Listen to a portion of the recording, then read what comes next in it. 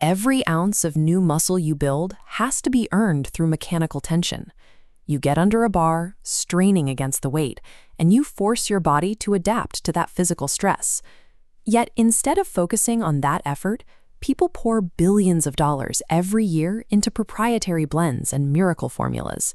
They buy these expecting significant growth, only to experience zero measurable physiological changes.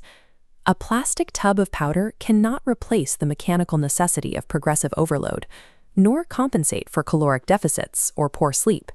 These are the non-negotiable requirements for tissue repair. There is a massive discrepancy between aggressive marketing claims and the actual biological reality of how muscle fibers heal and grow. This chart plots the current fitness market, with marketing hype on the vertical axis and scientific evidence on the horizontal. The vast majority of supplements, the testosterone boosters, herbal blends, and exotic pre-workouts, cluster in the top left. They are heavily hyped, but the evidence for them is thin. Clearing away that noise reveals 5 specific compounds with a high density of peer-reviewed data supporting their use. These substances have consistently demonstrated an ability to support muscle growth and training performance across multiple studies.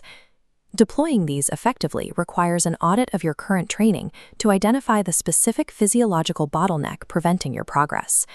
We start with the most basic building block, dietary protein. When you train, you are breaking down muscle tissue, and you need amino acids to repair it. This repair happens through muscle protein synthesis.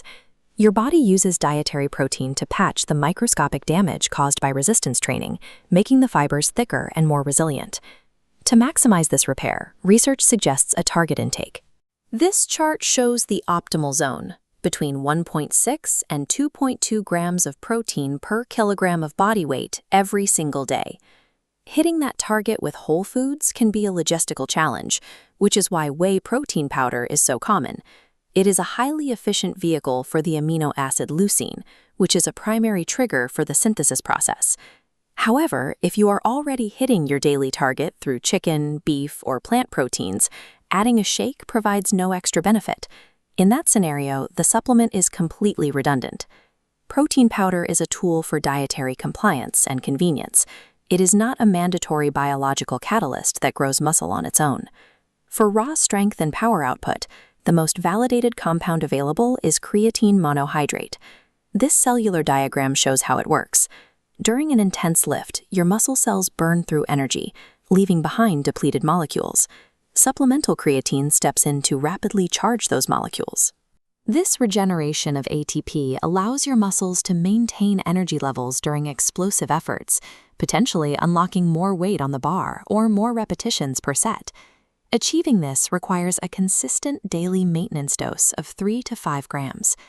Unlike a pre-workout, creatine relies on accumulation. You must take it every day, including rest days, to keep your muscle stores saturated. For athletes prioritizing power and hypertrophy, creatine offers the highest objective return on investment of any legal compound. Some compounds are designed strictly for acute, real-time performance, enhancing your nervous system activation during a single intense training session. Caffeine is the primary tool here. It reduces your perceived exertion and increases alertness by blocking fatigue receptors in the brain. The effective dose for performance is between 3 and 6 milligrams per kilogram of body weight, taken roughly an hour before exercise. The trade-offs are logistical. Your body builds a tolerance quickly, and high doses taken late in the day can disrupt the sleep necessary for muscle repair. While caffeine targets the brain, beta-alanine targets the muscle's endurance.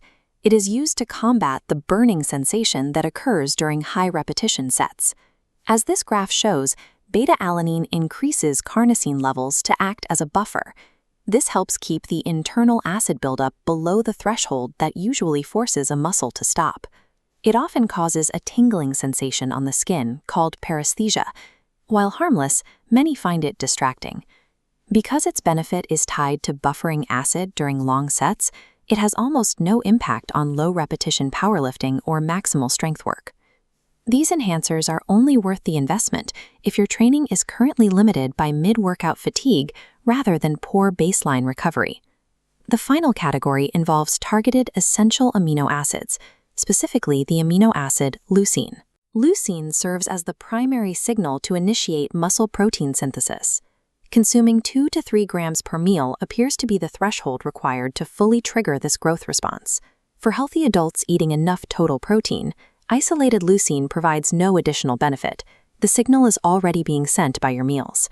This makes it a niche tool, reserved for specific metabolic scenarios, like age-related muscle loss or extreme caloric deficits where protein intake is restricted. Mapping these biological mechanisms to your training requires a look at your training persona and budget. This decision tree begins by separating foundational needs from optimization. We start at the top. Is your diet dialed in? If the answer is no, follow the budget beginner pathway, routing strictly toward creatine and whey protein. At this stage, the priority is hitting basic protein targets and saturating muscles with ATP. Expensive pre-workouts are a distraction. If nutrition is optimized, move toward the advanced optimizer branch. This pathway prioritizes caffeine and beta-alanine. Here, the goal is using output enhancers to force additional repetitions and break high-volume plateaus. A third branch highlights specialized populations. This routes older adults and two-a-day athletes specifically toward supplemental leucine and essential amino acids. Ultimately, effective supplements only influence a fraction of your results.